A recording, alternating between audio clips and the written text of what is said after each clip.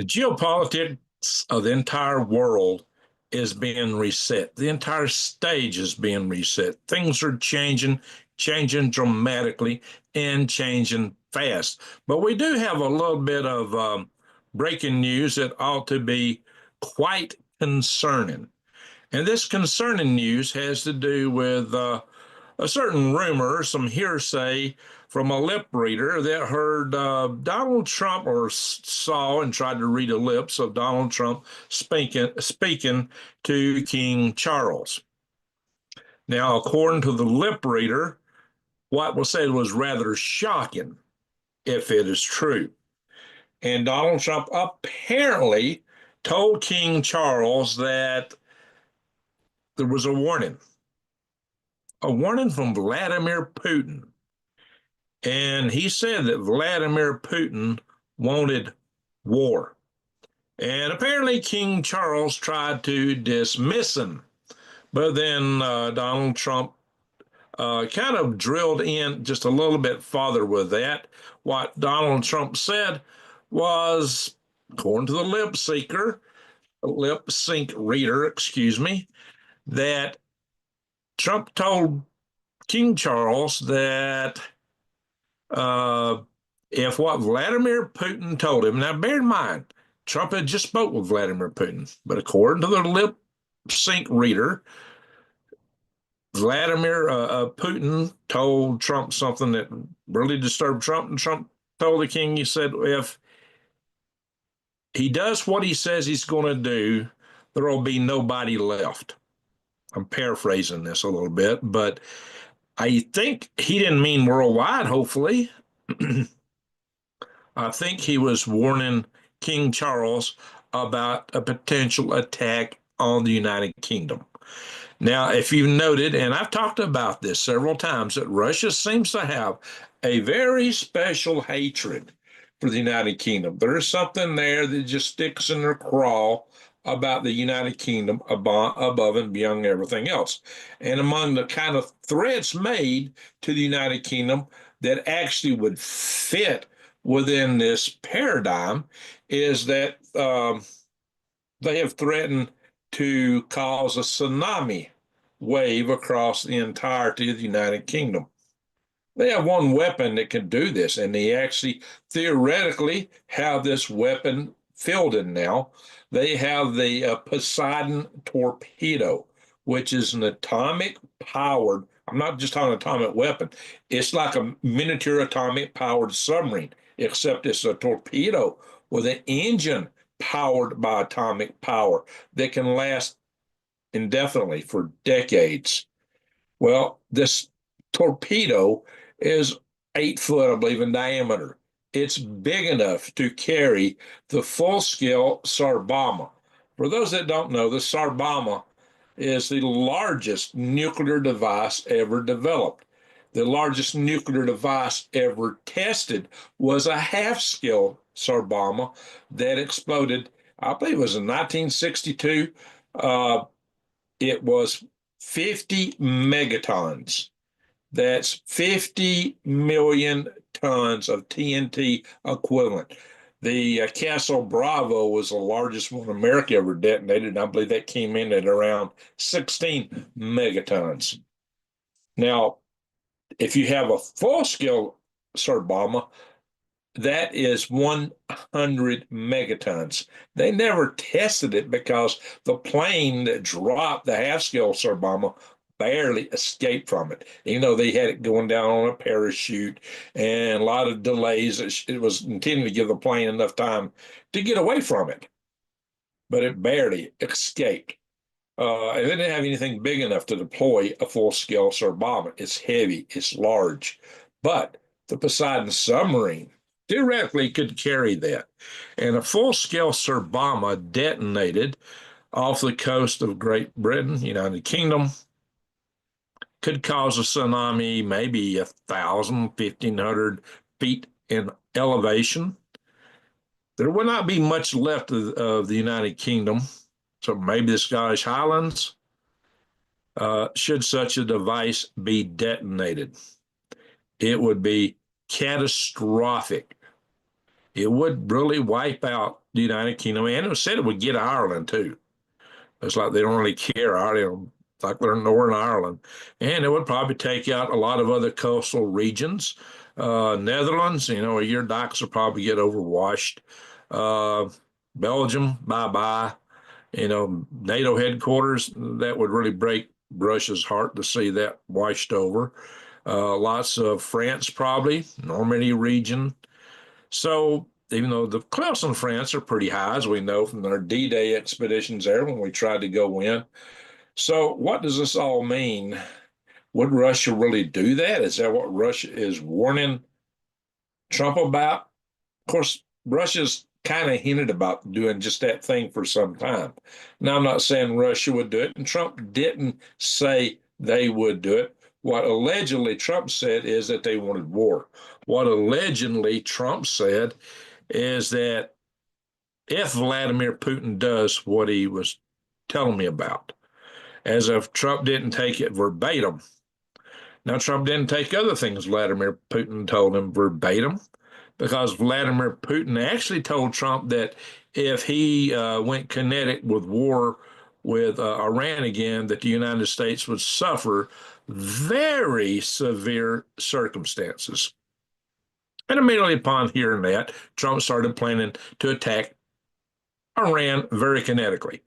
So I think Trump didn't take Vladimir Putin to heart on that, or else he's just saying, yeah, at him.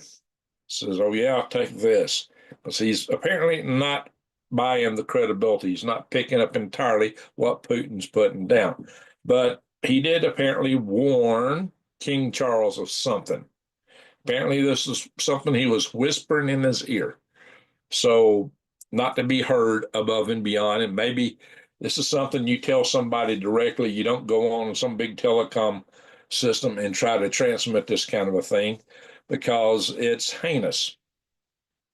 It doesn't mean it'll happen.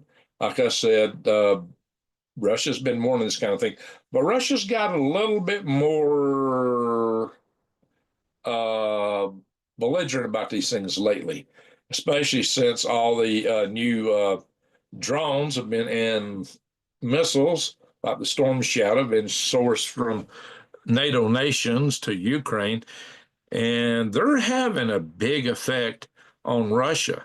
And in fact, in Russia, their oil refineries are being hit really hard right now. The Tulops, I believe is the name of it, Tulops refinery has been hit really hard, and several others that are really now biting hard into the Russian economy. So hard that there's actually rumors in Russia about people wanting to take Putin out. Maybe a coup could happen. And when you start talking about what a leader, and I'm warned about this, what these leaders like that warn about is they talk about what's regime change to them, what is existential threat to them, is not the threat to their people. Because really, when it all boils down to it, they don't care so much about their own people. None of these leaders do. What they care about is their own power. They want to stay in power, because once they lose power, they usually cease to exist. If you're a dictator sort, if you're an authoritarian leader and you lose power, and you can lose power just by suddenly not appearing to be tough. So they always have to posture and play the tough man role. They also only respect other people that play tough man roles. That's why Joe Biden was pretty much ignored. Donald Trump, they pay attention to him, even though a lot of people don't like Trump, for the way he says things and how he carries on. It does carry a weight with that kind of personality in the world. And right now, much of the world is dominated, at least our main adversaries are dominated with people who think and communicate in that manner. They respect strength, power, and they always fear unpredictability. And there's always been this so-called madman theory that you needed a president who was unpredictable, kind of the madman, might do anything.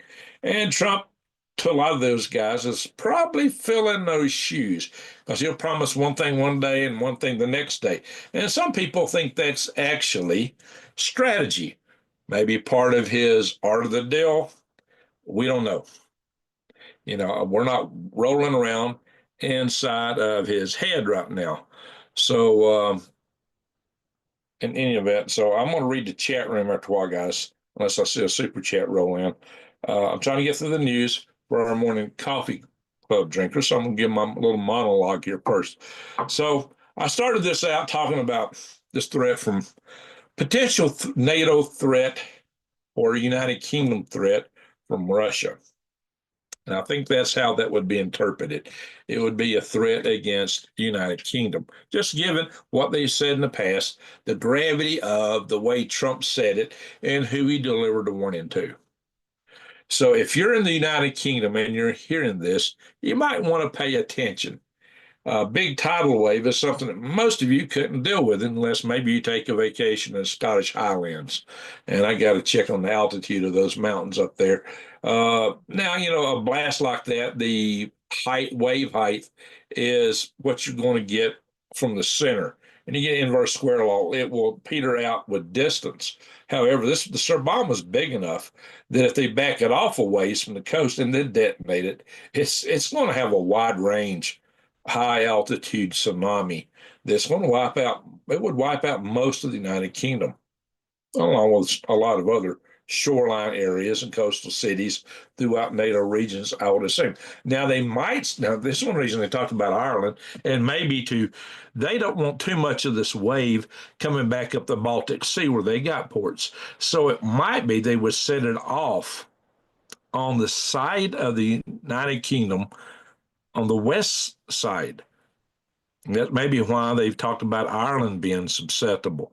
So, the island of the United, the British Isle itself would block and blunt a lot of this impact, maybe up the Baltic coast on their own facilities, and, maybe some of the other European shores, capitals, maybe to include Netherlands and Brussels, places like that we've mentioned before. So, in any event, these are the things that Putin allegedly told Trump, according to a lip syncer that read his lips when he was whispering in King Charles's ear. Now, you could take that as hearsay. Did you hear what he say?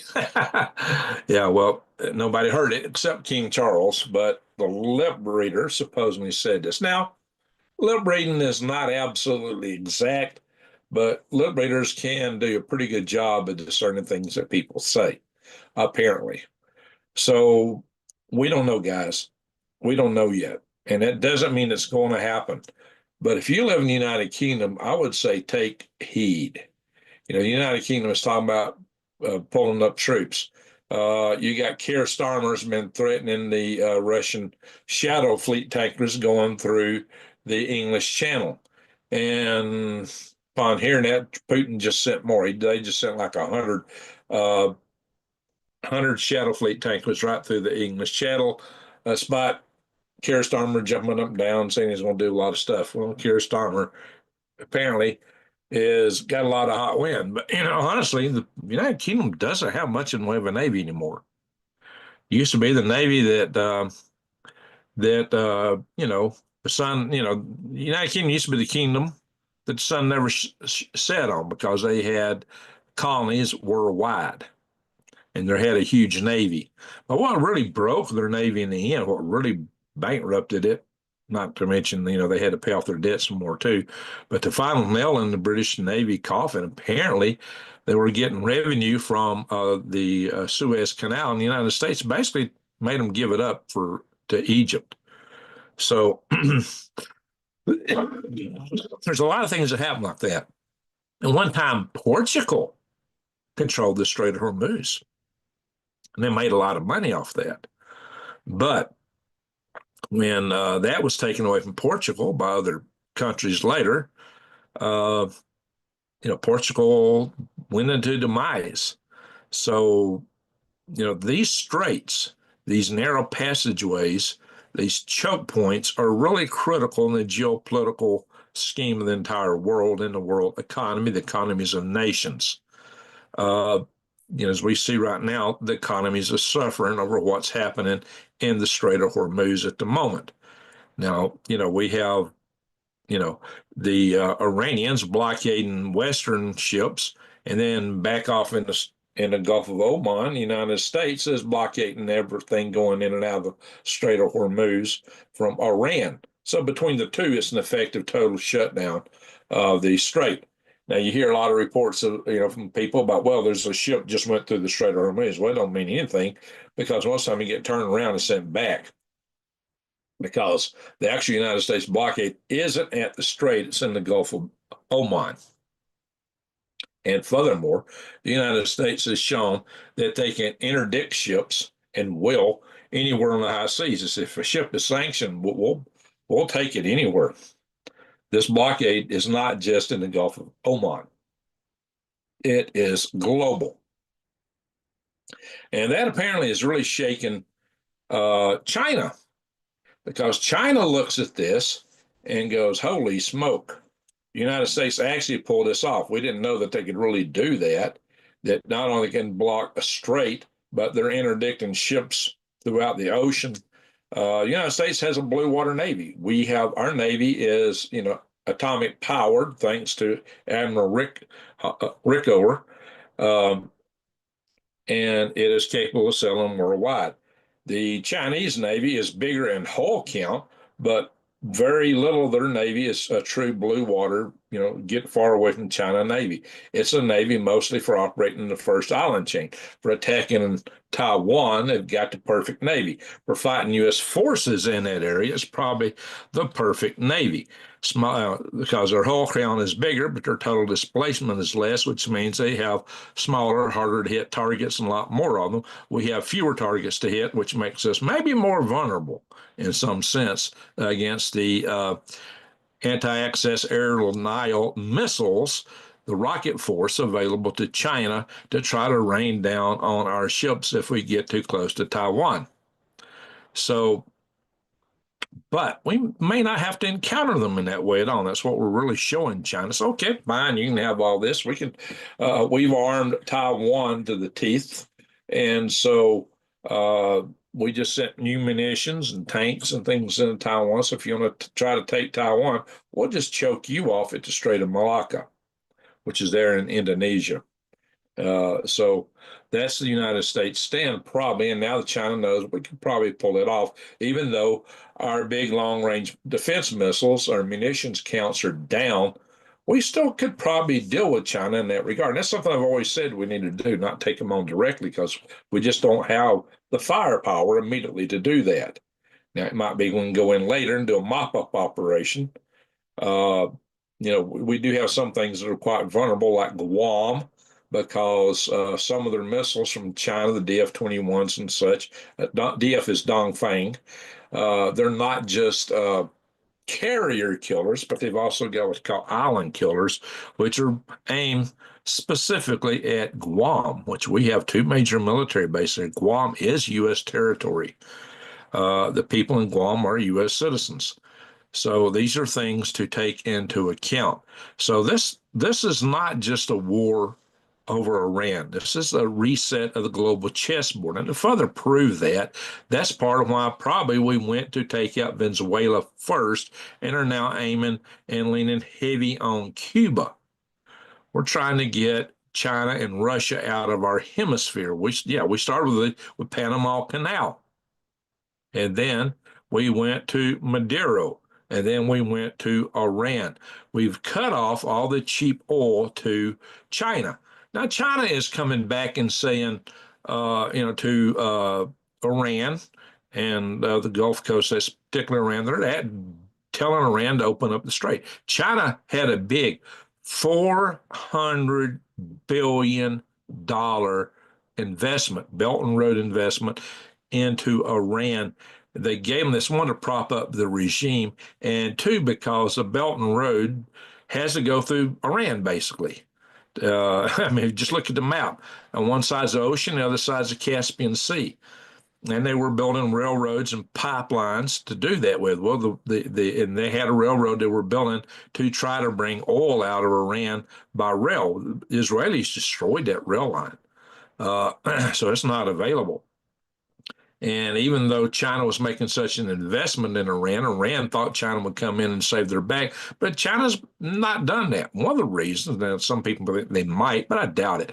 One of the reasons is they're getting still, or we're getting, even though they bought 90% of the oil from Iran, they were also buying a lot of other oil from other Gulf Coast states within the Strait of, within the Persian Gulf, which all had to go through the Strait of Hormuz. So to China, they don't want to lose cred with the other Gulf Coast states because they're going to need their petroleum, especially now that Iran's been kicked down. They're going to need theirs even more. So they're walking a fine line because they got to have the petroleum. Just to operate their industry, to operate, they are trying to electrify everything as much as they can. They've not gotten there fully. They are still highly dependent on other Gulf Coast states' petroleum, on their oil. But they were getting discount oil from Iran and Russia because they were embargoed, and they had their little teapot refineries. The teapot were supposedly private refineries that weren't state run, but that's a ruse. Everything in communist China answers to the CCP one way or other. They just try to make it look like somebody's independent or rogue. But when you're getting a large fraction of your oil and your economy is dependent on that cheaper oil going through those so-called teapot refineries, then that's a ruse. A real ruse, because it was underpinning the Chinese ability to be competitive with the rest of the world, produce cars and stuff at below cost, and put car makers in China, Canada was going to go buy those BYD cars and risk putting their own automobile industry under. Thank you, Mike Carney, for on behalf of my Canadian friends. And I say that facetiously. We know we have Canadian friends in here tonight. I'm looking, seeing Arnold Smith's in the house. So we know that the situation is that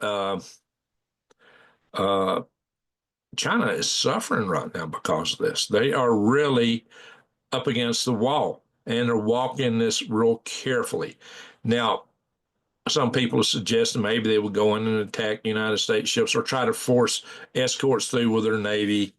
They don't have a lot of assets to do that with, and would they really risk war with the United States over that, especially a naval war, so far from their home bases with such a lightweight blue water Navy as they have? They don't have that many ships. They do have a base in Djibouti, I believe, but they're oh yeah, the Mauritian Islands are Chinese friendly. And that's why apparently Keir Starmer was trying to give Diego Garcia, the islands around there, to the Mauritians. And the Tongan natives that come out of those islands were hopping mad because it never belonged to the Mauritians, and the Mauritians are people they don't like. It's like Keir Starmer just tried to give away our chief military base in the Indian Ocean to China, essentially. Keir Starmer is a piece of work. And I say that not in a congratulatory way. He's allowing the Chinese to build a ginormous underground intel base, essentially spy base, you call it embassy or whatever, in the old British Mint building. So if you guys think that's a great idea, you tell me about it. But if I was in Britain, this would have me highly concerned. Keir Starmer is not on my favorites list, just like the French president, Macaroni, Macron, however you say it, Macaroni. That's the best name for him. So, and anyway, so the whole global chessboard is being reset here, essentially, in that China has suddenly lost or they're losing a major advantage, a leg up they've had to cheap oil, and they're now facing the prospects. They were trying to set all their forces up in such a way to choke the United States off, and the card table's been flipped over on them, flipped over completely. They were trying to choke us off at the Panama Canal. They wanted to use their assets in Cuba, their assets in Venezuela. Uh, the Iranians had sent the Hezbollah into Venezuela. And now all this stuff is being shaken. You know, the Iran was a proxy for and the Houthis by a secondary proxy to China. China thought if they got in the war with the United States, then they could activate Iran to close the Strait of Hormuz. The Yemenis would close the Bab el Mandeb Strait, which is the Strait of Tears, how that translates, and they could really just choke off the world at their will. And suddenly the table's been flipped. So a lot of people are really ratting on Trump and they don't like the war. And I was in favor of going into this war myself to start with. I mentioned it several times, mainly because I thought we needed to save our munitions to deal with China. However, when you look at where we're at, this might be Trump's 4D chess, and it may be a game that he's winning. So what's going to happen in Iran? The Iranians are being choked off, and then I said, the oil wells weren't going to explode, and and it wasn't going to happen in 3 days, but over time, significant damage could occur to this oil pumping equipment and the actual reservoirs of where they pump from their oil. That if they have to shut down the pumping, they're going to have a lot of issues, a lot of problems, and the refineries have to run. There's a whole lot of industrial processes there, really dependent on things continuing. If they discontinue, they're going to lose a lot of assets and ability to come back to where they were. Also, Trump might just be waiting for all those tanks to get full, and he may just blast the heck out of them once all those storage tanks gets full. That'll make a heck of a fire and a big loss for Iran there. Although it may be a lot of smoke in the Mideast, on the Gulf Coast there, the Persian Gulf, excuse me, it would cause horrendous smoke from that many oil storage facilities burning. But that's happening in Russia. Interestingly, Russia's not even evacuating the cities where that's happening.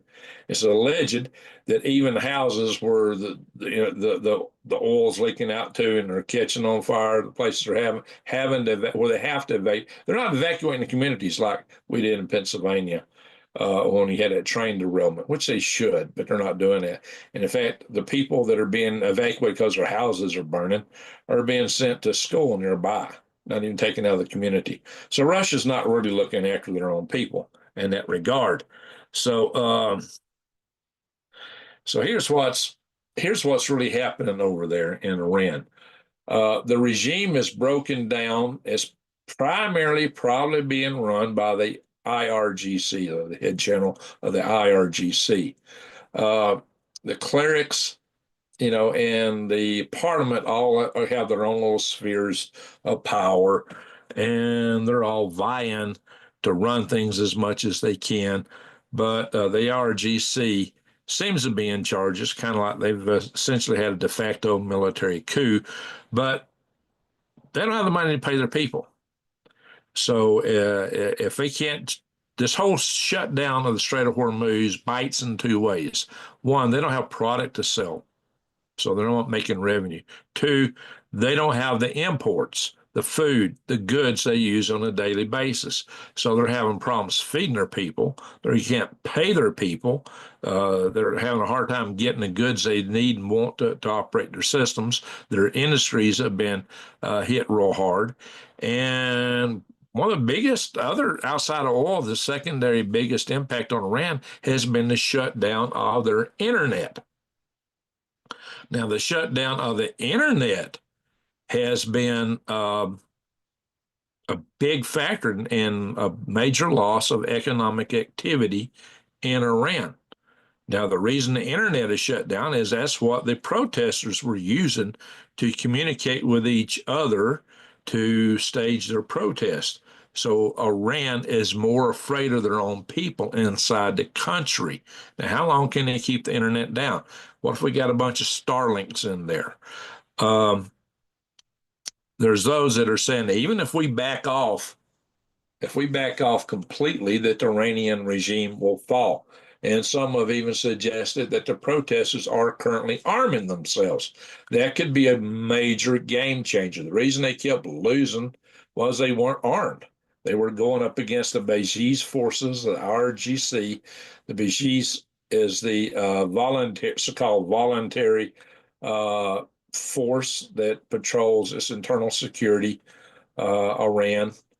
And it's states like Iran and even China. China has a bigger defense force inside their country to maintain their population than they have a military to fight outside. Why? They're afraid of their own people. And in Iran, you have the same kind of situation. So that's the way it is in authoritarian countries, which gives them a double burden to maintain, which takes away from what could be their economic productivity. The more government you have, the less true. Government does not create wealth. Government is a siphon of wealth. Government is parasitical.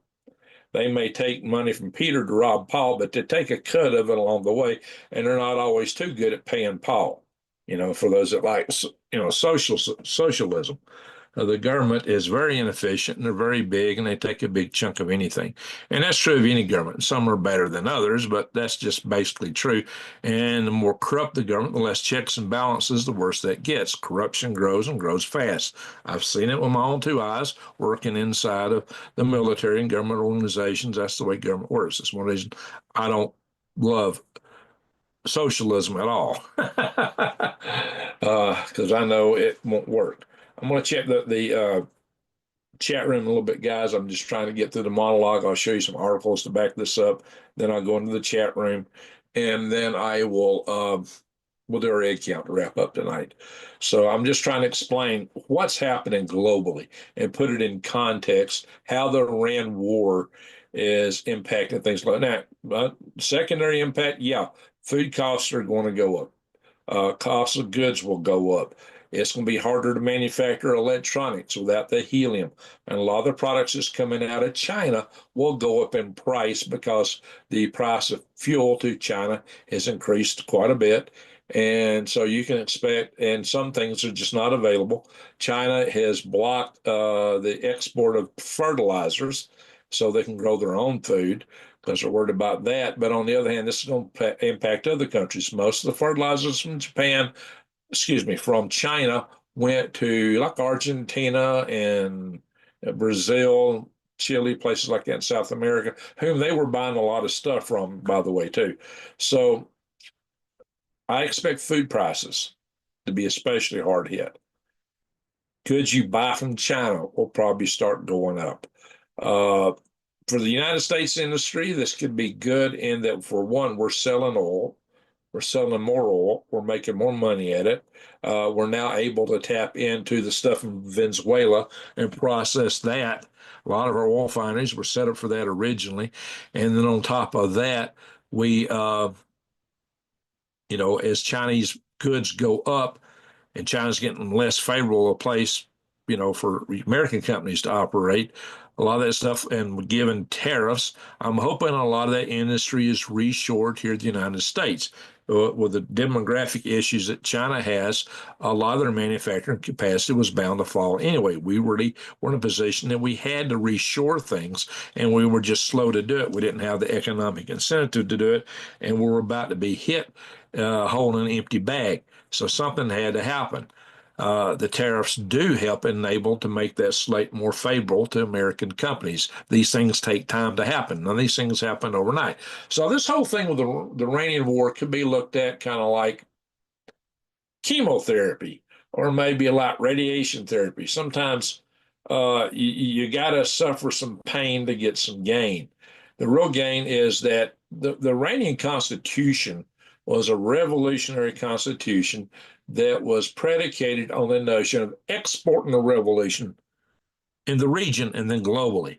Their religion held that they were going to, cause some catastrophic event worldwide, and that was going to get the 12th Imam to crawl out of his cave, and then he was going to set up Shia Islam worldwide. And everybody was going to have to kneel to the Ayatollahs or your head would be rolling. That's just basically the way they saw it. And, this is probably why they want nukes so bad, why they're so reluctant to give up their uranium, because they still hold to that belief. They still think they can do this. And that makes Iran very dangerous. That's why they developed and lied. If anybody thinks you can trust Iran, they lied about their missile ranges. They said their best missiles only had 2,000-kilometer range, and then they fired them 4,000 kilometers toward Diego Garcia, which showed the truth in that. And they also reported to have an ICBM on the drawing board. Now, whether you believe that or not, they launch satellites, and a satellite launching rocket is effectively the same as an ICBM in capabilities. So to think they couldn't have an ICBM is hooey. If you can launch satellites, you can have ICBMs. So Iran could have really posed a threat. Then they were sent. Why did they send Hezbollah to South America? You see, they were trying to expand their proxy bases. They were trying to expand and export their revolution. And they were trying to get these people crossing the borders of the United States. This is why Iran, a country that will mow down their own people for the sake of maintaining the regime and their radical belief set, is not a nation you can trust with that kind of power. So, now that we're in there, I think we ought to pretty much finish the job as best we can do it. I think Trump is going to use, for one, he's going to use this blockade. He could just stand off and use a blockade long enough for the regime to fall, but he's also wanting to put some pressure on to negotiate. But after this Vladimir Putin, communication telling Trump that there'd be severe consequences in the United States if we got active in Iran, I think Trump took some offense to that. Trump actually came out and started talking, and the Pentagon started planning for attacking Iran. Now, here's what you got to know in that regard. If we're about to make a major attack on Iran, right now we have three major aircraft carriers, the Ford in the upper Red Sea. We got the Abraham Lincoln and the George H.W. Bush, both in the Gulf of Oman. They're all on station right now. They're all within striking range of Iran. And you've also got the USS, what is it, with the 31st Marine Expeditionary Unit. The Tripoli's in the Caribbean, the Boxer's coming in. But Boxer's still a long way out. It's still in Indonesia. It's the USS. I've talked about it 100 times, guys. Help me out. What's the name of this? The amphibious landing ship. This is actually a miniature aircraft carrier. It's the. Okay, I'm getting brain locked. I'm getting brain locked. But anyway, it's there in the Gulf of Oman. So it's really an aircraft carrier too. And it's not just a helicopter ship like some people paint it. It's got F-35s on board and quite a number of them. So it is quite capable. It's got the 31st Marine Expeditionary Unit on board. I can tell you what the unit is. I know the name of the ship. It's just escaping my mind right now. I'm not reading the script, okay, guys? Sometimes I write scripts so I don't forget things like this. It's the See, I remember the name of the Boxer. It ain't there. And I know where the Tripoli is. It's another one of the ships. And I can't even think of one that's on station. I've mentioned this name dozens of times on there. Anyway, so much for that. I'm having a senior moment. Hey, I'm 66. I'm entitled to a senior moment. So, but in any event, the situation is that the Ford is about to leave station. They say the Ford will be leaving in a matter of a few days. That is a significant amount of firepower. It's about to go bye-bye. So if that firepower goes bye-bye, we got a whole lot less to hit Iran with. So this may be going down within a few days. But now here's the limitation. The day is the 30th of April. I think we're really just past the limit on the War Powers Act, which is a 60-day, it sets up a 60-day limit. We went in on the 28th of February. So we're past the 28th of April now.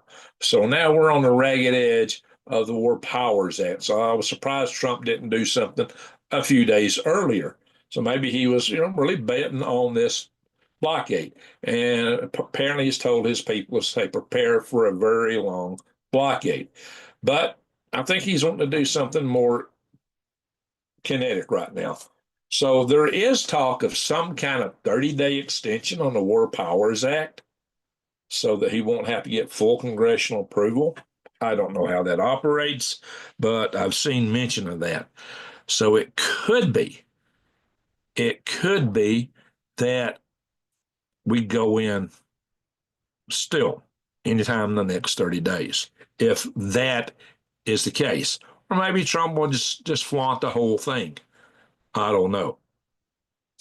Does he have enough votes in the Congress to support him after the War Powers Act is over? A lot of the Republican congressmen do not want to do that because they're worried about their position in the midterm elections.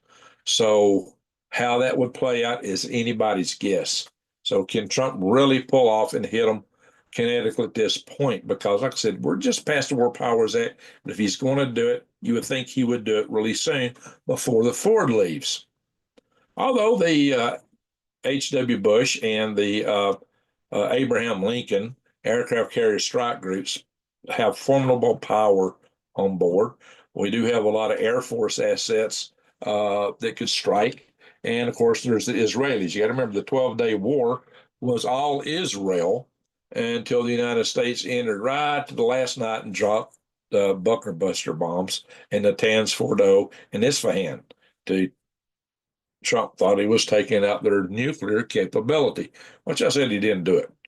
And I came up with that right off the bat because I said there's no uranium hexafluoride evident in the area. And that was, to me, proof that the centrifuges hadn't been hit. Anyway, nobody else has ever talked about that anywhere that I've ever read. But see, you are at the one channel, the one media source that has an engineer that's bringing you guys this news. And I understand things that journalists don't know, that most YouTubers don't know. Yet I get, 1,000 views, and these guys get tens of thousands of views, hundreds of thousands of views. My viewership has been going down just in the past couple of weeks.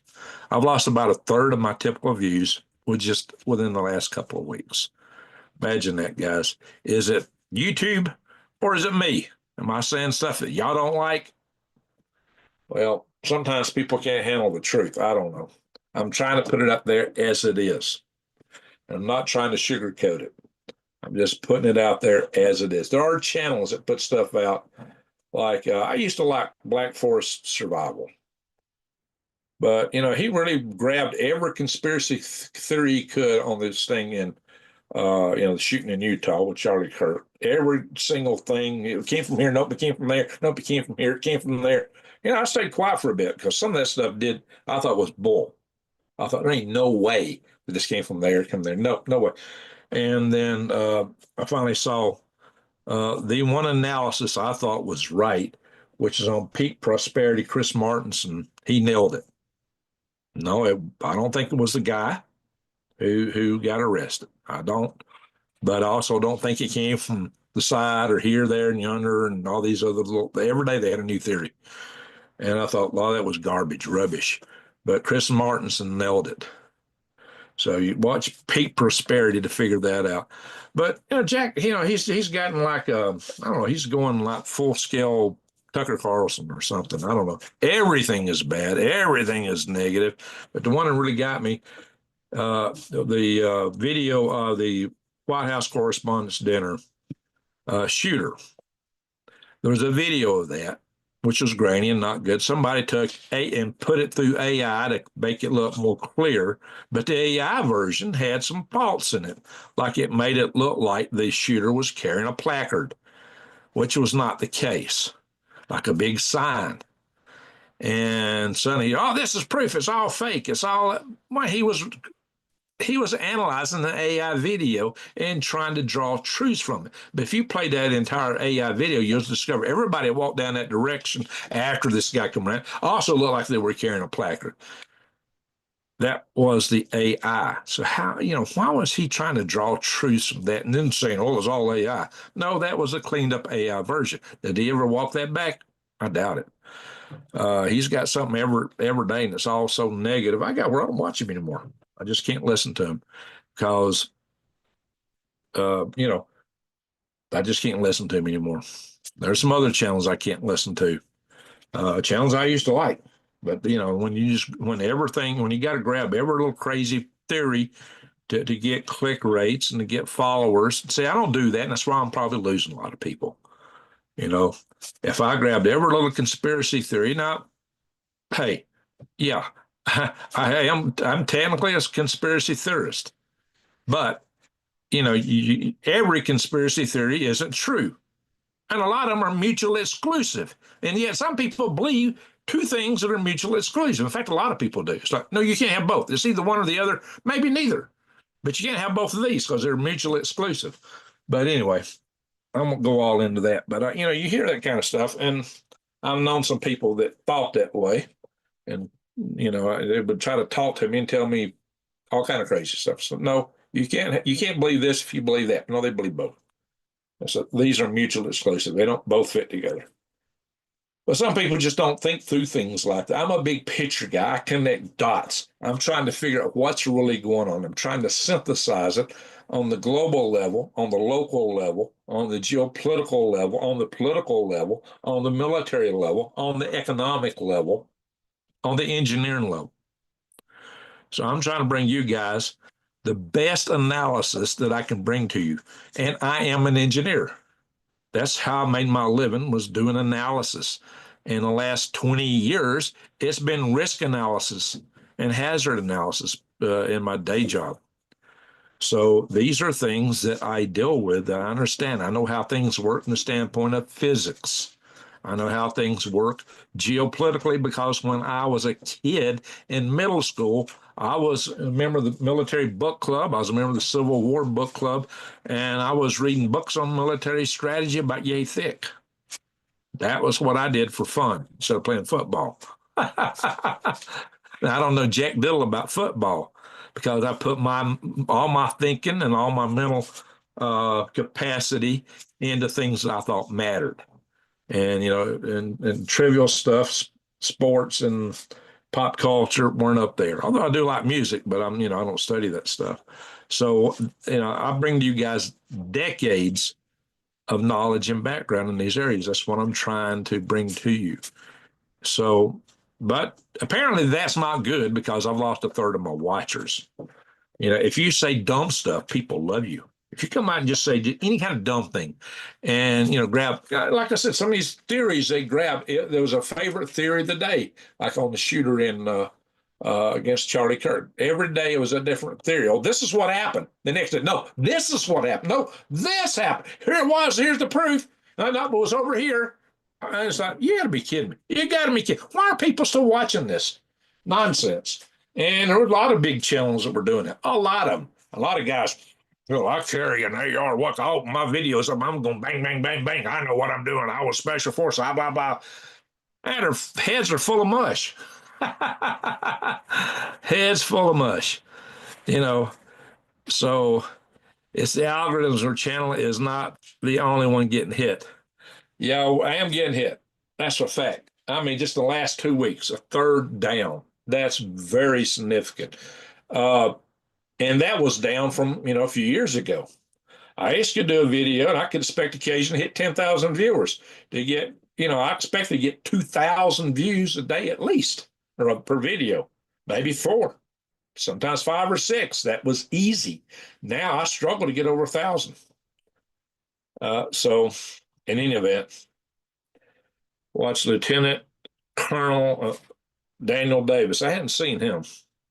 But anyway, so, guys, I have interviewed the guy who was the head of Ronald Reagan's Strategic Defense Initiative Organization. I know him. I can call him. I got his phone number. Uh, I've got I've interviewed generals on this channel. General Ken Krosniak is a friend. I could call him up right now. In fact, he and I have conversations from time to time. I've got some colonels that I know, and I get email from colonels every day, and generals sometimes too. I know 2 or 3 generals, but one in particular, Ken's a friend of mine. So these cats are getting restless. I set up a bear so they won't be running back and forth under my feet because they claw me when they do that. They just go run, they just start chasing each other. They got them claws out when they're running, and everything around them gets clawed. And it brought blood to me. I was bleeding here last time I had blood gushing out of my ankle last time I was doing a video. So they get crazy. Anyway, so I'm just trying to bring you guys perspective here. So what we're looking at is a reorganization of the global order. And it's not working out according to plan for China or even Russia or Iran. They're all suffering. So is Europe.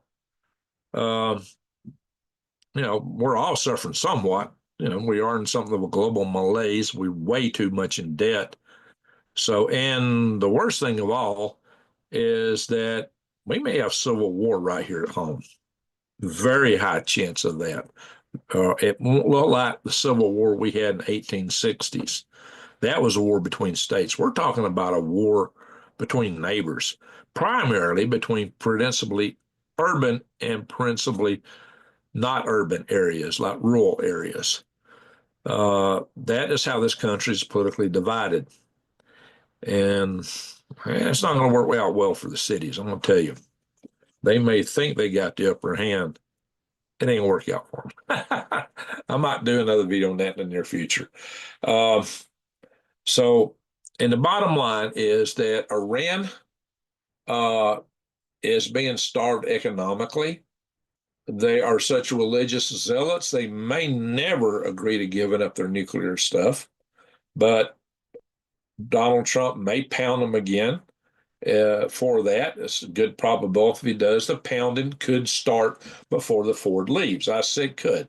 It's not a necessity because there are some political loopholes that Trump's got to go through given the expiration of the War Powers Act, or else he's just got to ignore it. So, and he mocks that there is some means of getting a 30-day extension. That's all he really needs. I would say a 1 week or a 5-day campaign would probably put things in order over there. Now, the Iranians they got a lot of their missiles they dug out. They would strike. But if you take out their power grid, it's going to limit their ability to strike. If you take out their power grid and a lot of their bridges, they would have a hard time mobilizing troops if we go in to take the uranium. If we do that, I don't know that we will do that. It could be that we're just going to sit back and watch we could just sit back, keep the blockade running, watch the regime starve down, and then just one day says, okay, we're done, we're going home. And then it could be that the protesters who are against the regime would take over. And that would really be the best outcome for us, if, as long as in the end, whatever is done, that the people in Iran who do not want to be run by the regime manage to take their country back. And in that case, we would have a nation that would be much more friendly to the West, not too friendly to Russia or China.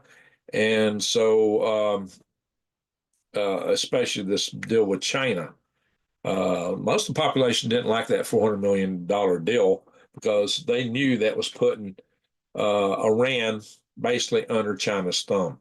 But they also thought they would get security from China. The regime didn't. That didn't pan out. So there's still a lot to be seen. The crystal ball here is still murky. So how this all plays out remains to be seen. If we pull back and somehow the regime does survive, comes out of the rubble, and builds bombs.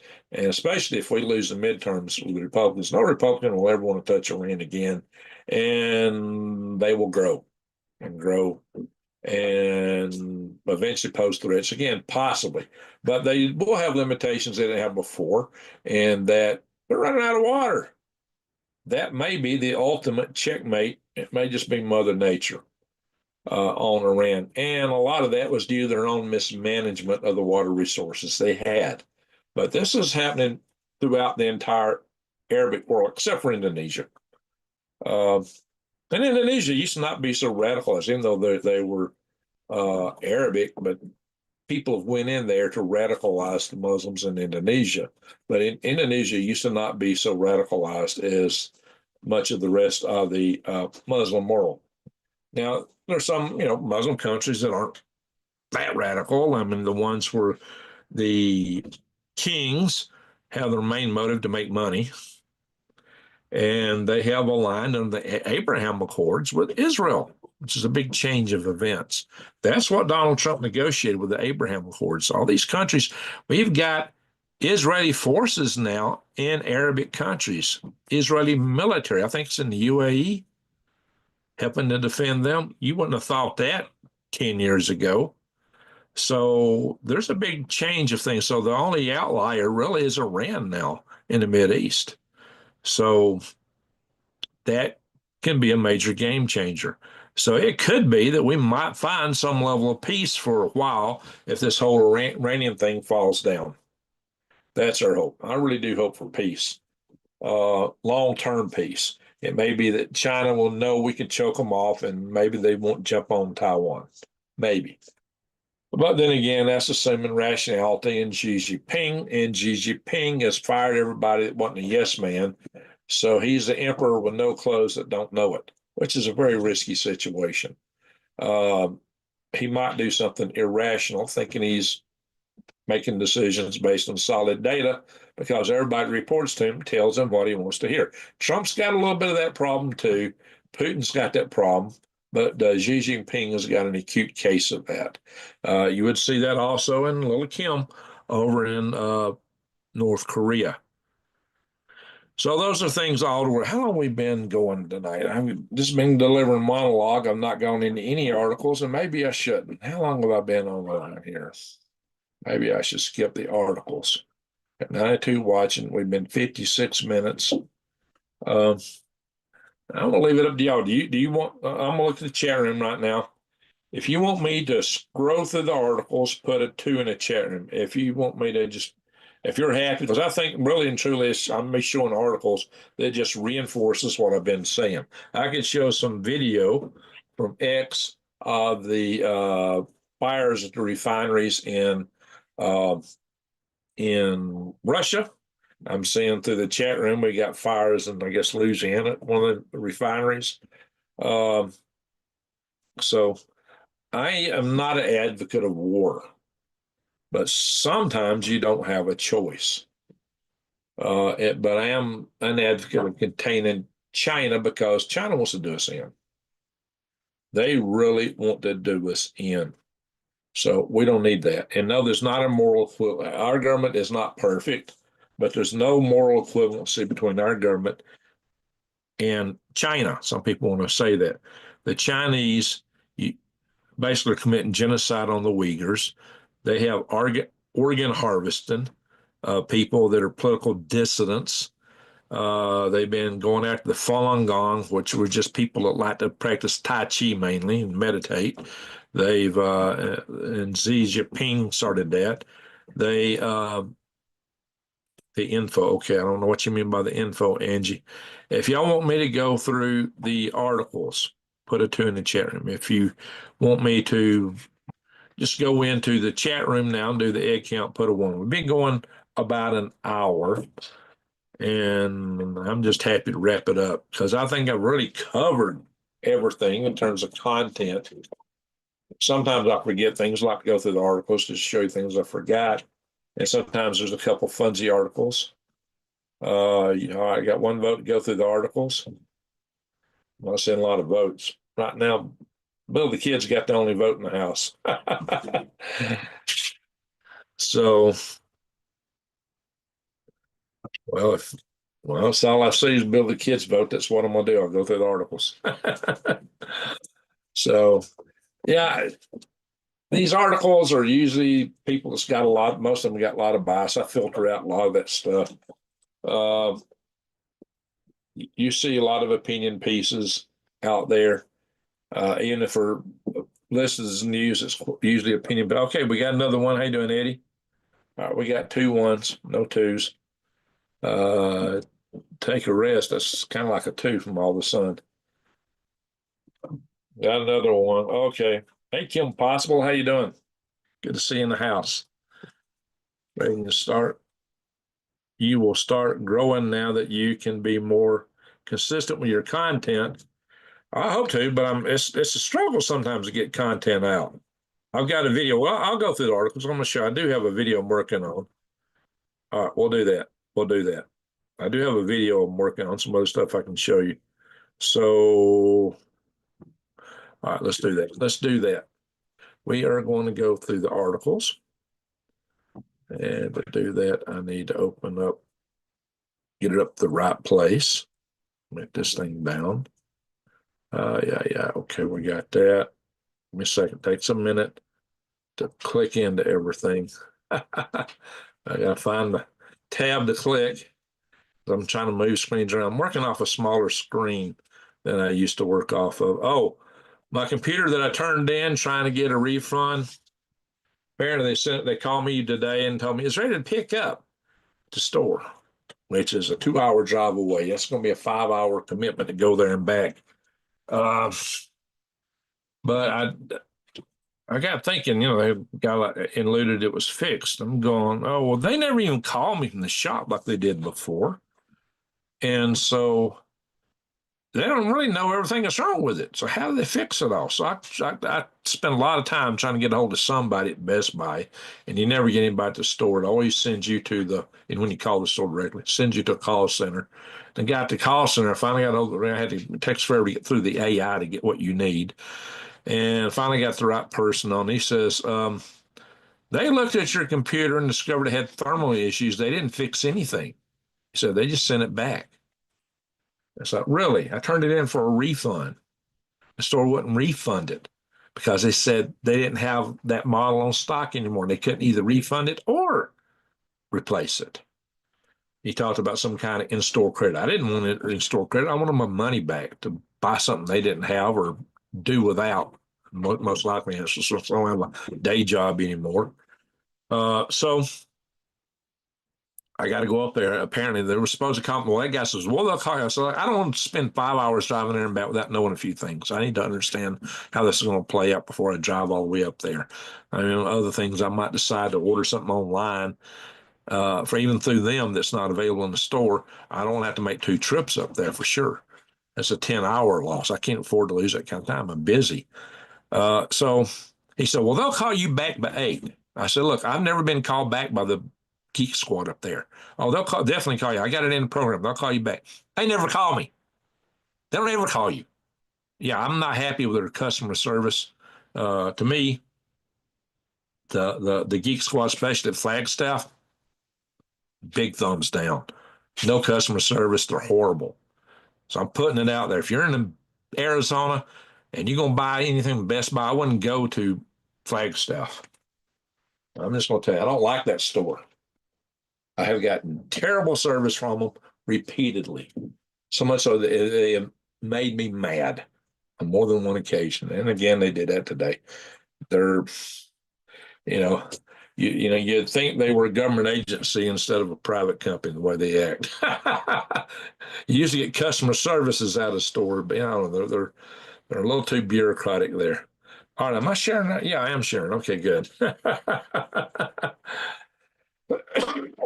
All right, guys. You can help me and help yourself here. Here's one way you can help me and help yourself too. And that is by trying to get away from all these toxic products that you're getting on a daily basis. Every day you're using this stuff. You're buying at the big box store at Wally World or wherever you go shopping at, and you're buying all these different brands.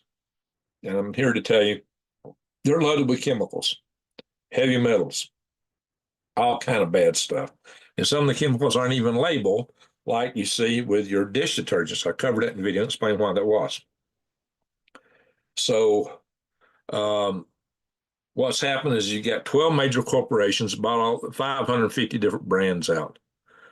And when they did, they made a lot of these companies change their formulations so they can make their products cheaper, so they can increase their shelf life in the store, different things like that. And quite often they substituted good stuff with bad stuff to make it cheaper, so they put other chemicals in to make up for the change in flavor and texture. So you're getting a lot of a hooey load of junk here. I'm gonna do some more videos on that in not too distant future. But and whenever you buy anything, you're voting for that. That's just an economic vote. When you put a dollar on something, you're voting for something. But what are you voting for? That's a scary thing. Because these 12 big corporate conglomerates, if you ever go to the WEF website, you'll find they got their partners. And when you read into it, you discover it's the partners that fund them.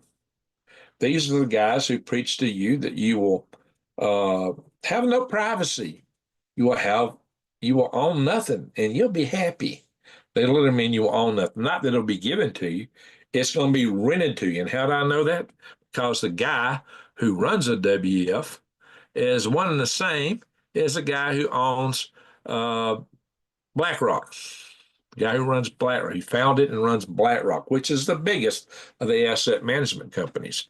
And these companies have controlling interest in all those other companies I just showed you. So they really control them. Three big asset managers, oh shoot, get that off there, dominate U.S. corporate control. And what's BlackRock doing? Buying up houses. Why? To rent them back to you at a higher price. So you're not going to get stuff cheaper. They're trying to get you further down that slave wage slave rabbit hole. So that is a game that is being played by the likes of Fink. And now Fink also runs, yes, the World Economic Forum. Imagine that. But you can get away from voting for the House of Klaus and 15-minute cities where you'll be eating some bugs and riding tricycles while the likes of him riding their jets high in the sky and dining on caviar and steak. You can get away from that simply by going to switchwithgreg.com. I set this website myself up, and we've got a family-owned company that's got 400 to 500 different products that are no chemicals in them. They don't have all those chemicals.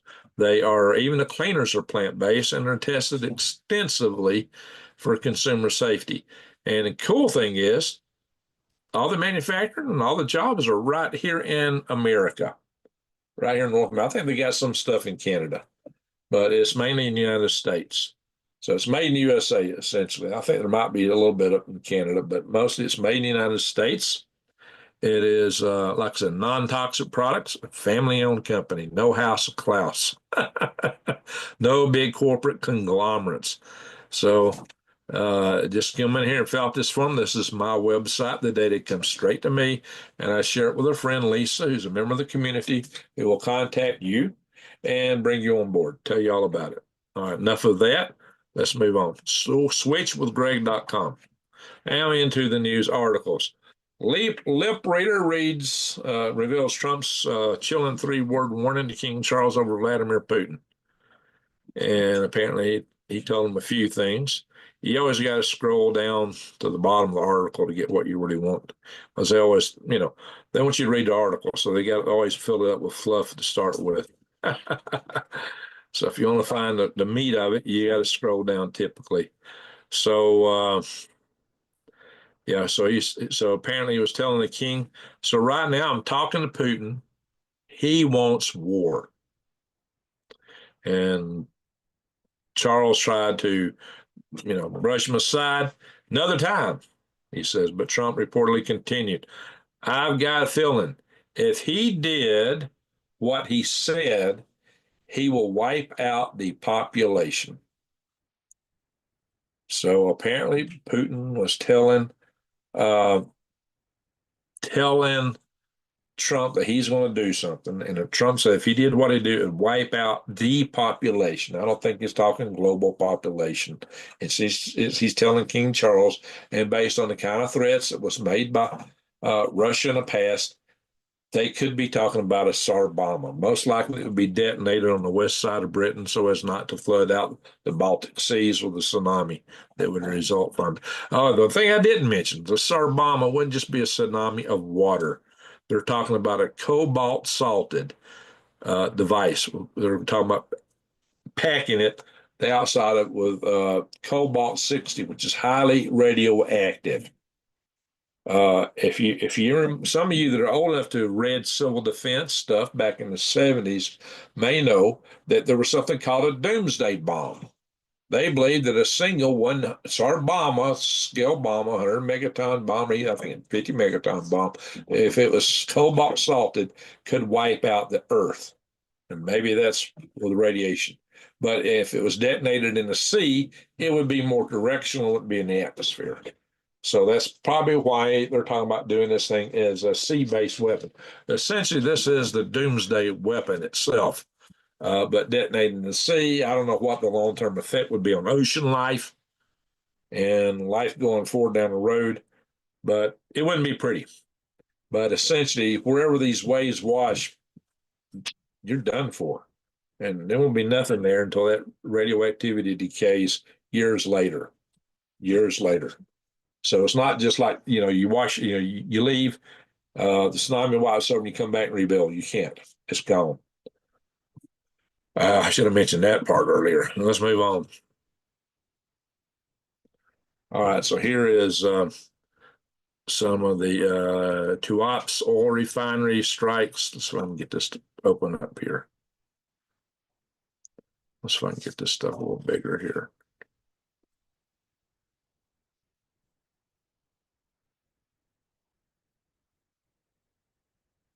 I don't see the expander thing. Oh, there it is.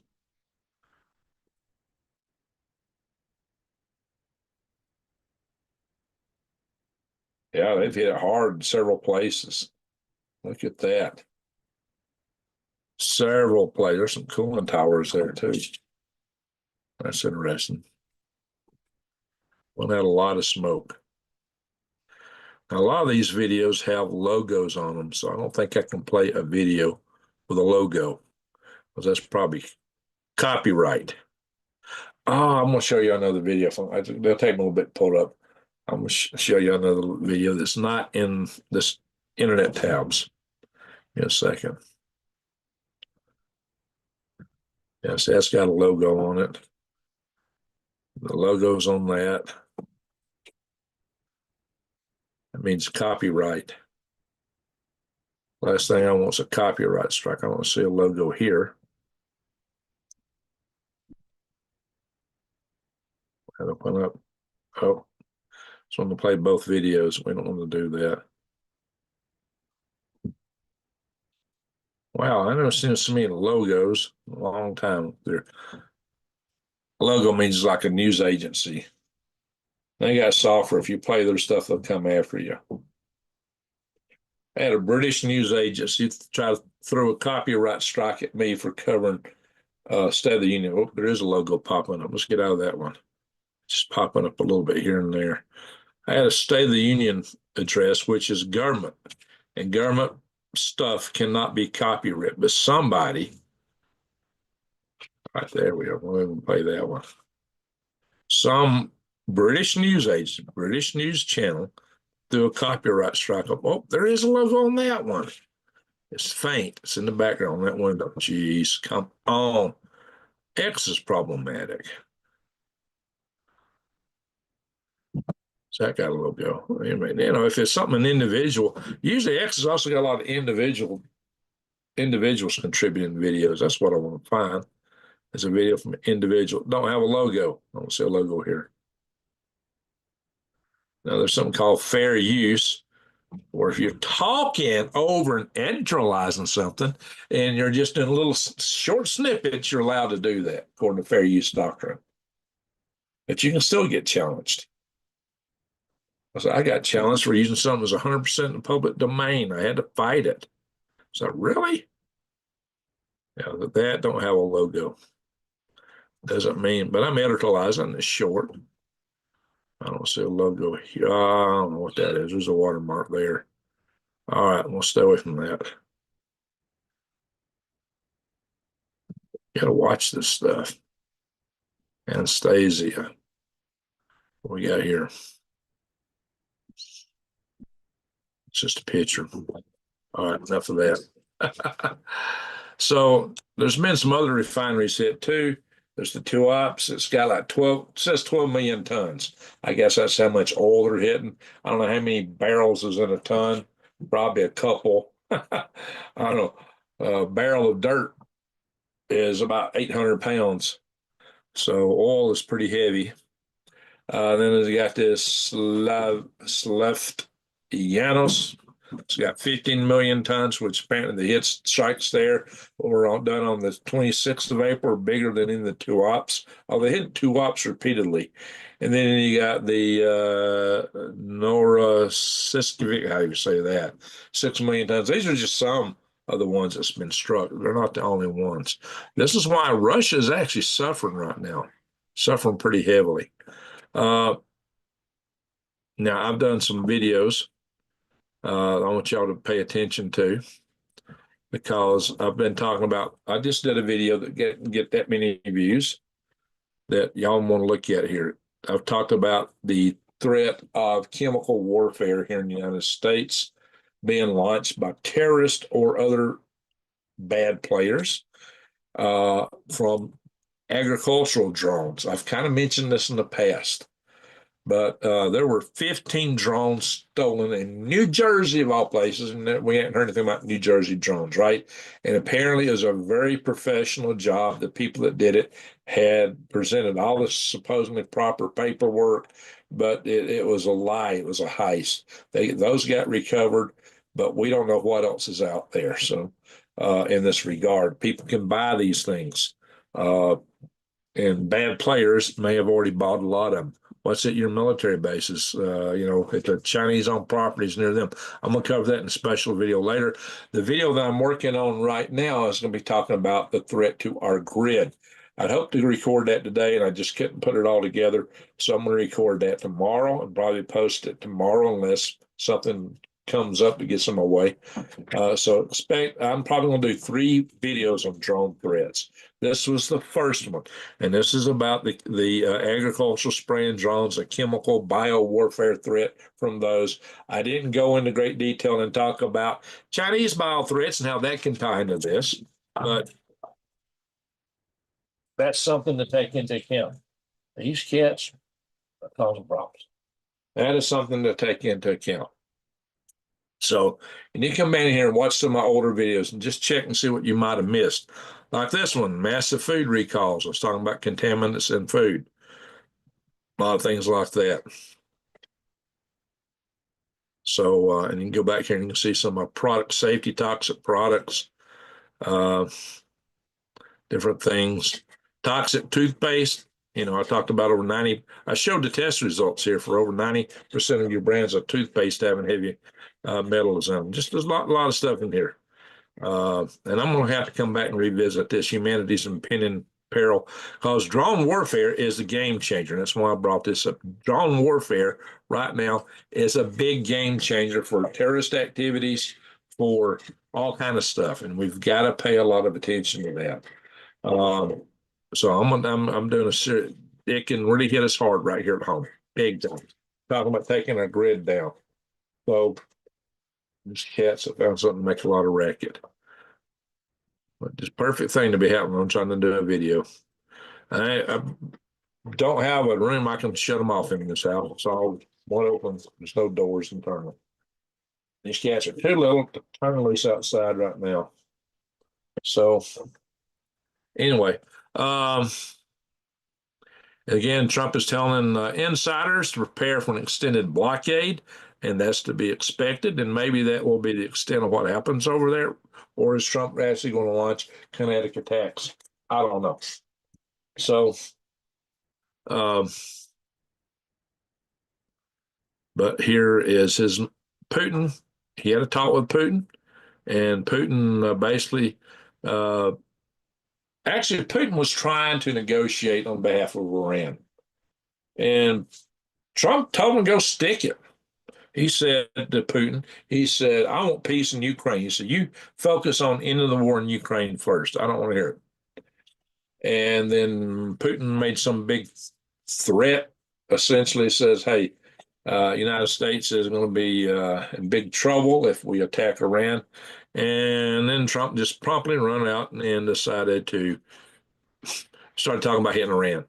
Donald Trump prepares powerful new strikes on Iran after Vladimir Putin warns of extreme dire consequences for America.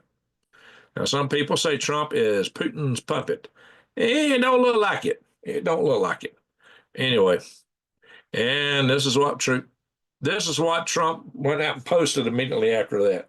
No more Mr. Nice Guy. Well, maybe he waited too long. Maybe he should have launched this a few days ago before the War Powers Act was in question. As soon as the Ford was in place and the George H.W. Bush and, already having the Abraham Lincoln down there, carrier strike groups, maybe he should have went for it already. But he didn't. Maybe he's just trying to hope the blockade will do it all. Something to bear in mind. I hadn't heard anybody else really mention this. I'm going to throw a perspective at you that you're probably not going to get from any other YouTuber. We have launched, maybe you've heard it somewhere. I don't know. I hadn't heard it. We have launched, I think, United States like 15,000 strikes on Iran, I believe. And, Israel's launched a similar number. That is a lot of strikes, a lot. And yet we've only killed, apparently, a little over 3,000 Iranians. It's like we've been very judicious not to kill Iranians with our strikes. That is an incredibly low number, incredibly low. So when you look at it from that standpoint, uh, in fact, it may be too low. If we need to take out the Basij forces and the RGC and the Artesh, which is the actual Iranian military, down to some number to make it more easy for the protesters to take over, we might not have taken out enough of them. But that's an incredibly low number, which shows the strength of the precision strikes we're trying to do.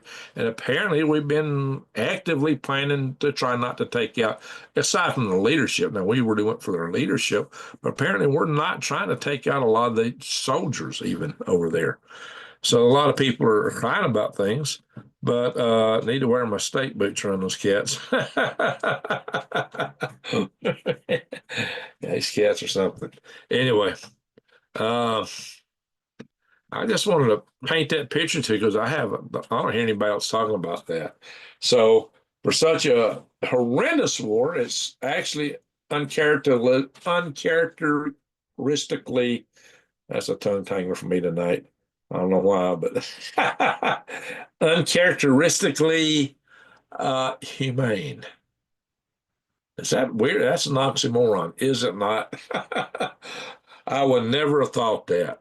The strikes we were putting over, I would have thought there had been tens of thousands of Iranians taken out.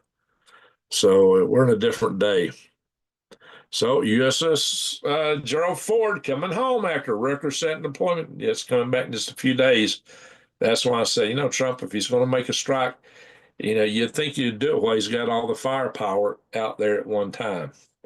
Don't mean he will, and it don't mean he won't wait and do it later. I mean, two carrier strike groups are still carrying a lot of firepower, especially with our amphibious lander out there. I still can't remember the name of it. Yeah, we got several amphibious carriers like the Carl Vinson. It's not there. I've talked about this one at length because there's only two of them like this one. This is a special one. The way it's set up, they don't have the interior hole for amphibious landing ships coming out. It's more aircraft focused. It's got onboard hospitals, maintenance areas, and carry a lot more aircraft. It really is a carrier. Somebody help me out. Somebody can think of the name of it. I can't think of it off the top of my head. Anyway, yikes. All right, now because I made this thing big, Zoom is fighting me. Let's shrink this down a little bit. There we go. It's reason I keep it shrink down so Zoom won't fly me. But it's hard to show the, shrink it down some more. It won't let me. Oh, having problems clicking things here. There we go. Now it's clicking. my clicker, my clicker is kind of messed up. Straight on moves is close to every country in the world, essentially, effectively. Yeah, a lot of the world, yeah, one of the things they want to do, the Iranians want to impose tolls. And if they were to do that and it was set a precedent for all the other countries that control straits to impose tolls, it would really wreck global shipping. And most of the countries in the world don't want to see that. They do not want to see that. So, what was the name of that aircraft carrier? I may have to pull up Fleet Tracker. It'll tell me. Yeah, and I mentioned it so many times. I caught it off my cuff. Well, I can tell you what unit's on it. 31st Marine Excursionary Unit. So I can't remember the name of the carrier right now. That's funny.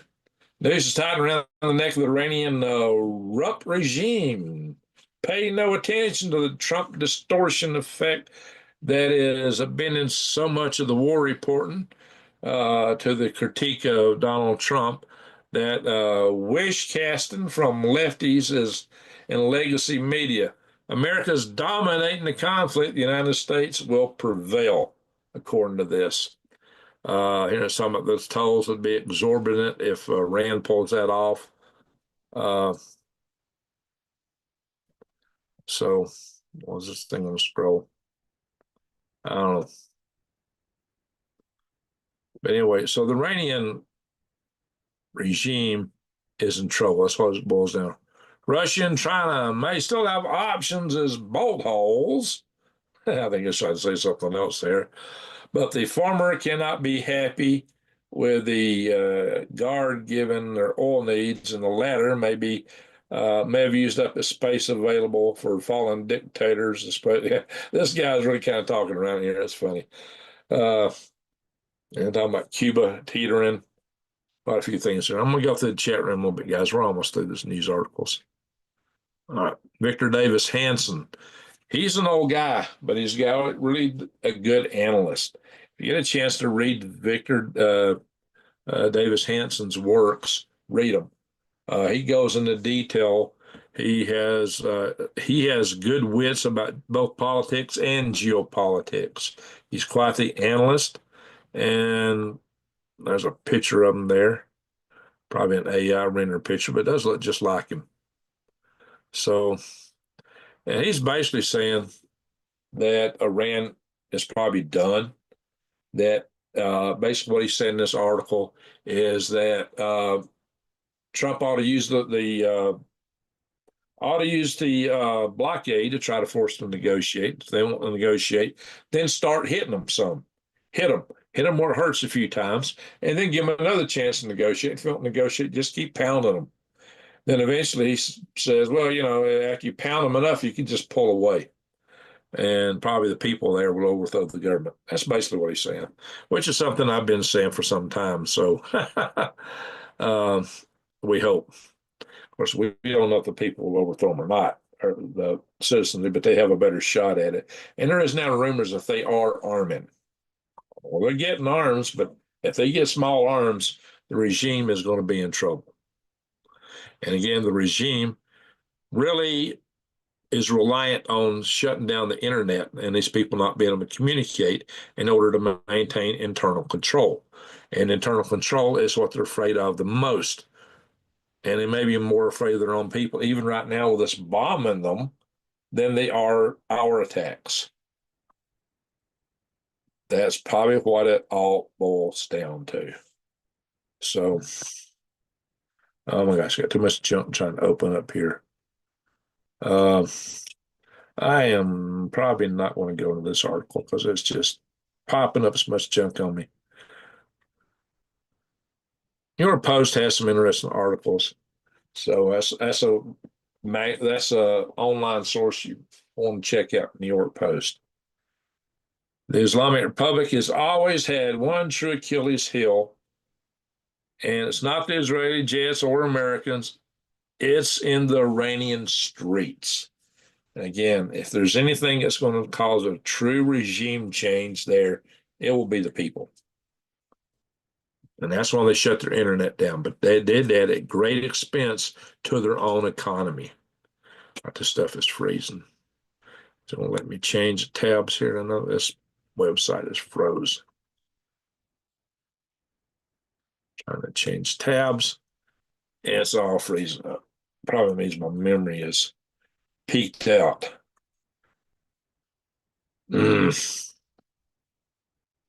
We have a memory here. Ding, ding, ding, ding, ding, ding, ding, ding. Oh, yeah, 95% of memory, 100% of disk. Anything means something means 100%, you're locked up. Why is it writing to disk? Why does it need disk memory? Downloading pictures, ads, 97% of RAM, that's 96%. Okay, something's happening. Looks like it's not going where I want it to, though. Yeah, it's crazy. You open an article, and then it's hard to reopen it later sometimes. China's call to open the Strait of Hormuz shows the limits of its ties to Iran. Again, like I was talking earlier, China is very dependent on oil, not just from Iran, but from the other Gulf Coast states too. So they can't afford to put them off by siding with Iran. So they're trying to put pressure on Iran to step back. But it's kind of like you got a pit bull that happens to be rabid. It's your dog, but he's rabid. So, he might bite you too. Uh, so, this is China's little monster there with Iran. That's what Iran's turned out to be. So that's the situation. Let's go to the next article. Then we're about to hit weather and stuff like that. Hang on a minute. Ding, ding, ding, ding, ding. Oh yeah, this is a fun article here. I try to throw up something interesting or fun. This ain't fun. It's just interesting. I do throw up, occasionally a fun article and occasionally an article on robotics. But this article here, basically, it's not coming up. I'm about to tell you what it was. The future's arrived. China's power grid will soon be run by an army of humanoid robots and robot dogs. The state announces $1 billion investment in 8,500 robot helpers. Uh, I showed you a few months ago where a Chinese Caterpillar factory was entirely robotic. And then a couple of weeks ago, I showed you where they're roboticizing car factories and other factories going complete robotic.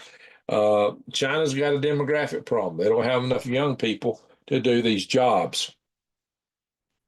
And now I can tell what the cats have done. They've emptied the litter box into my floor. Oh Lord, that's something they like doing, which I hate that. But anyway, so what they're doing here is they're trying to make up for their demographic shortfall, which Peter Zahn says they can't do. He said that the Chinese it would collapse in 10 years. He's been saying that for 15 years, that China will absolutely collapse in 10 years. That's the same narrative he's put up. He's one of the brightest geopolitical analysts in the world, and some things he talks about I like. But I called him on the carpet here on my channel on this many months ago, right? Over a year ago, when I said, no, China's going to roboticize. And I actually laid out a plan how they could, even with their economy crashing, how they could finance it and why. And I also laid out why they would do it.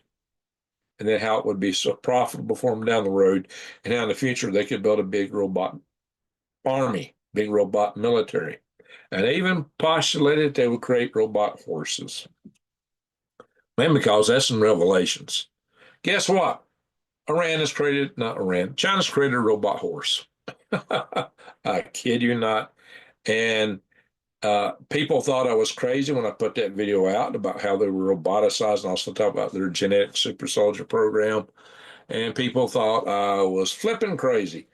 China is ahead of the schedule I put out. They're ahead of it. I was exactly right. China is doing what I said they would do, and they're further along the road robotically than even I projected. And that's why I'm showing you this stuff. This is, I'll bring you geopolitical analysis that most geopoliticians or economic oriented guys can't bring you because I am an engineer. And I'm an engineer who's worked military stuff and space stuff. I can see all these different angles. I've been in the Army. So I can see Iran would have robot goats. Yikes. Oh, Lordy. Yeah, yeah, maybe. The future has arrived. Yeah. Now we're going to do power grid. I'm going to do power grid. I'm going to talk about a new threat to the power grid from drones. And it is bad. Really bad. The drone threat, you guys really need to watch that video. I mean, you should watch the one I just did on these ag robots. I mean, ag drones, not other robots. The ag drones. You need to watch that one. They don't have that many views. But you really need to watch the one I'm coming up with on the power grid. And I hope to be posting that tomorrow. Still got to record it. I've been working. I got all the resources pulled together to do the video. I just haven't done it yet. Anyway, earthquakes. What's cooking in earthquakes? Well, we got one over here in the Philippines, a big one, which is not unusual. Nothing in Japan or Kamchatka Peninsula. That's odd. Quite up there for a change. But the Philippines got a 5.0. And we got some up here on the Fiji, north of New Zealand. Another Fiji. Germanic Islands. We saw a lot of earthquakes there. Indonesia. We got a new one over here, looks like Chile. Yeah, Porter, Chile. But look here. Look here in western U.S. Let's see if we can scroll in. Alaska's got a few. But we have some multiple earthquakes with aftershocks here. I don't know if it'll let me pick the outer circle or not. No, that's the inner circle. Alamo, Nevada. I picked the outer circle. That's a 2.6. There's a big one. That's the aftershock. There we go. 4.4 and a 2.9 in Alamo, Nevada. Two earthquakes there. An earthquake and aftershock. Then over here we got a 3.0 in Cabazon, California, and not far from it we got a Loma Linda 2.7. Rush Limbaugh used to rat on Loma Linda a lot. Y'all remember Rush Limbaugh? Well, he would always pick on Loma Linda and make fun of it. For some reason, he had a special thing for Loma Linda. Who remembers that? If y'all remember that, put a 3 in the chat room. All right. And Silver Springs, Nevada has its daily earthquake.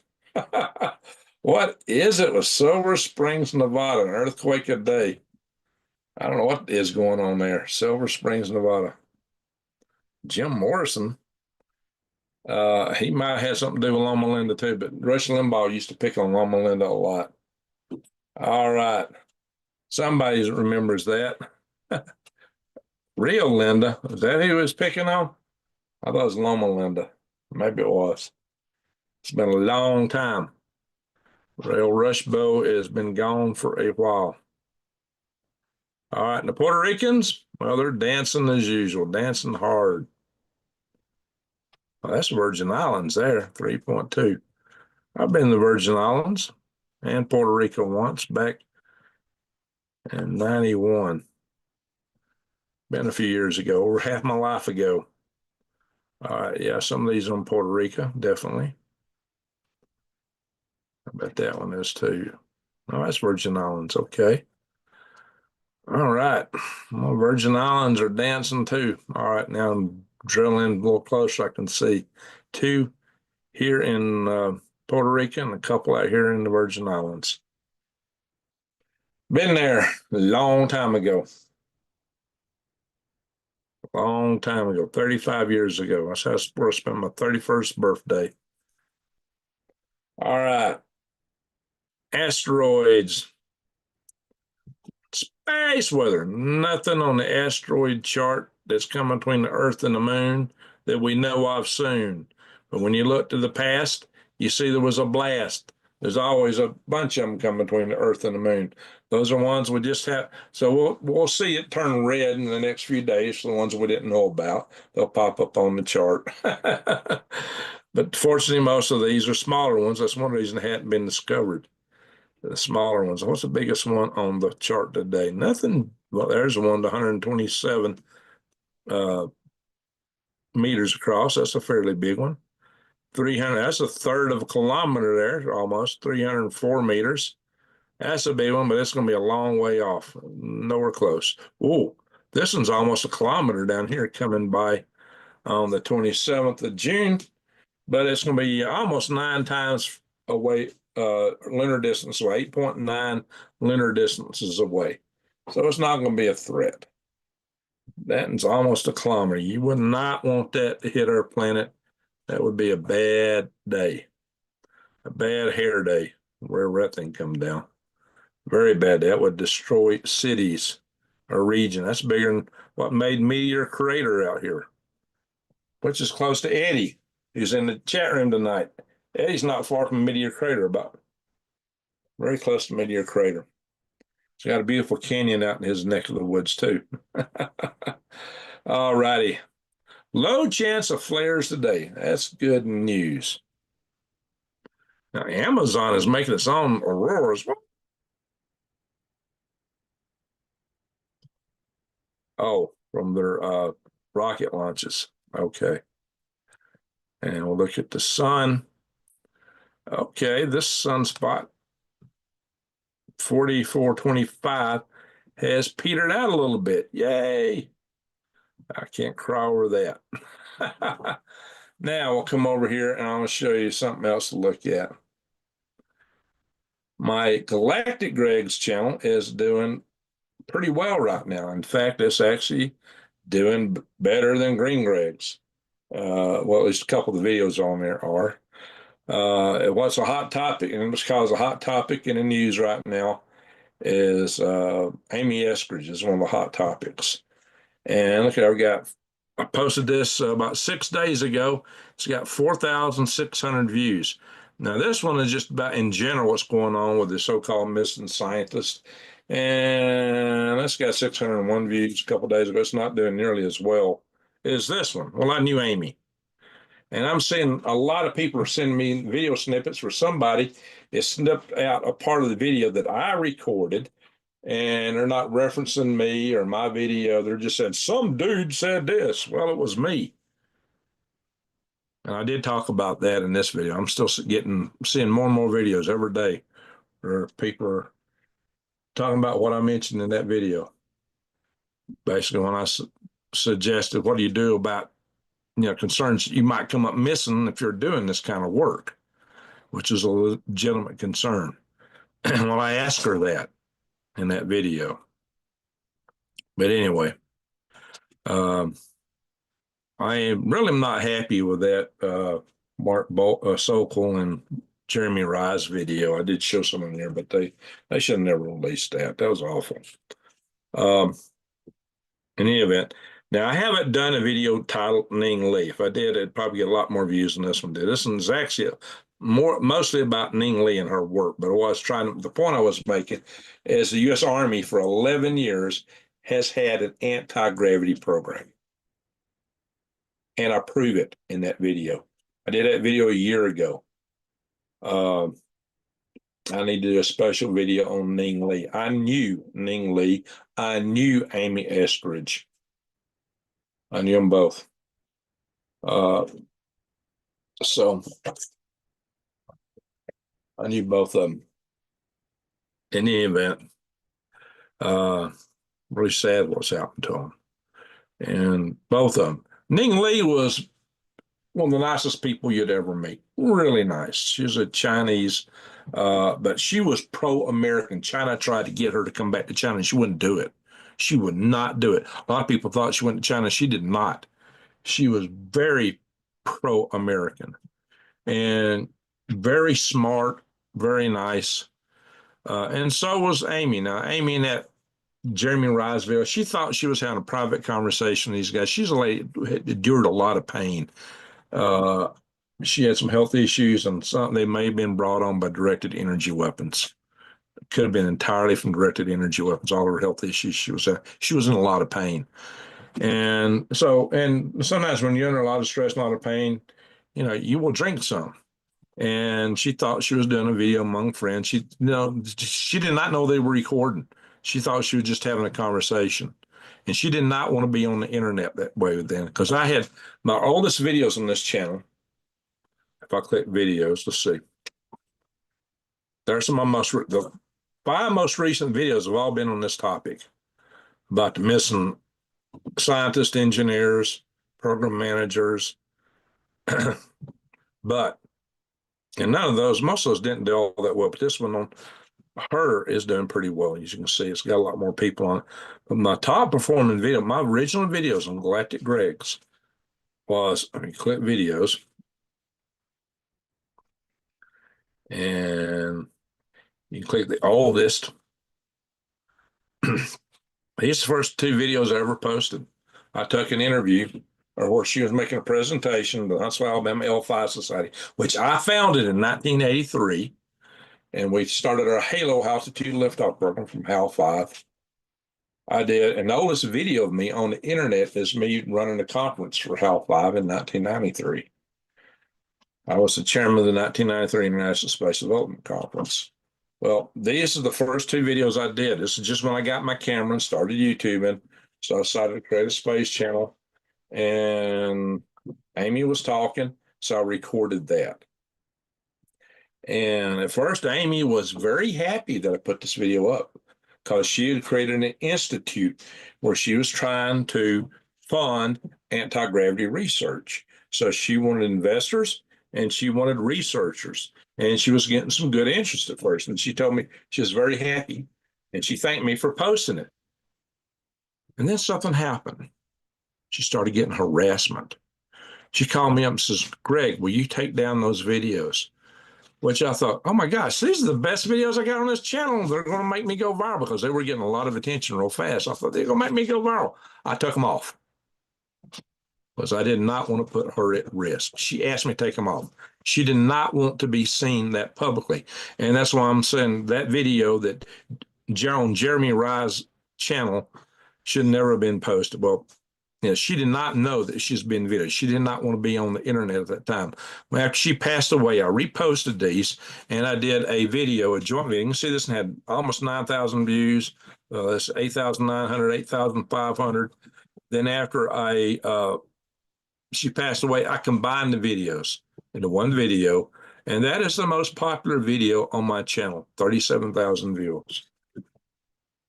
But I did not, and you can see now, the 4 top videos on my channel are about Amy. And so this one has now risen to be the 4th top video. Now I just put this up 6 days ago, but most unfortunate. So you guys want to come in and watch those videos. I got an Indian lady friend here that we did a video on this rocket video. It used to be one of my more popular ones on the F1 rocket. So I do some technology videos. But I cover a lot of different topic areas in the area of space. But these are the ones that's got most of the traction. And it's a real sad story. If I put Ning Lee's name on that Army anti-gravity program, it would be way up there at the top 2. But it's down here. So I will do one on Ning Lee specifically in the not too distant future. I think Amy was a nice person. Met her, talked to her. She was brilliant. She was dedicated to her research and trying to help other people do this. That's what the Institute was for. It was set up to get around a lot of the roadblocks that researchers were meeting, trying to get funding to make their programs happen. Now, unfortunately, when I made this video, we were in the Huntsville. That was our dad. That's our dad right there. That's Richard Eskridge. He was sitting just practically next to me. And one of the other guys in the video, it's kind of funny. One of the videos I just watched, they talk about co-authors of a paper with Ning Lee. Well, the idiot that did the video didn't realize that that was one of the guys asking questions in the crowd, which I'm probably going to do a video with him. He's a friend of mine, Tony Robertson. Glenn Tony Robertson. He's actually a friend of mine. He's a long-time member of the Huntsville, Alabama L5 Society, just like Amy and Ning Lee, all members of the group I started in 1983. But in any event, what was I going to say? Oh my God, I'm knocking stuff over. These cats are terrible. Cut it out. Yeah, sometimes when I do videos, they get worse because they know I'm nailed. They know I ain't getting up. Not usually. So, what was I going to say? You guys, watch these. Oh, yeah, I know what I was going to say now. We did this in Huntsville Library. Now, we've done programs in the Huntsville Library for 2 or 3 decades. Al-5 started in 1983. We first did our programs at the Alabama Space and Rocket Center. They had a big auditorium. Then we moved to the library. And ever since the new library's open, we did them all in the same auditorium. We even met in an older library before they went there. But anybody knows Huntsville, know the Huntsville Madison County Library. We call it Fort Book by the First Baptist Intercontinental Ballistic Missile. If you're from Huntsville, the Cosmic Egg Beater Church of Christ. Yeah, it's a Baptist church, not a church. But anyway, if you're in Huntsville, you know what I'm talking about. If you've ever been there. Libraries are supposed to be quiet. Every single presentation we had there was quiet. There was no noise. For some reason, during the entirety of this presentation, there was construction during the operating hours of the library in the room next door. Construction. Brrr, brrr, brrr, the whole video. Everybody there was annoyed by it, but we didn't know what to do. We just continued with the program. Construction. The library is supposed to be quiet. Construction is supposed to be after hours. Now, in retrospect, that I think about it, I think that was a sign of harassment. That was probably the very first sign of harassment we had on our presentation. That never, ever, ever occurred before presentation and never, ever, ever occurred after that presentation in the library. It was the only time ever we had noise like that, and it was throughout the entire presentation. And people constantly ask, what is it in the chat in the video? And I've explained it 100 times in the chat, and I still get the question, what's that noise? What's that noise? What's that noise? It was there. I'm just sorry about that. But, you know, I think it's part of the story.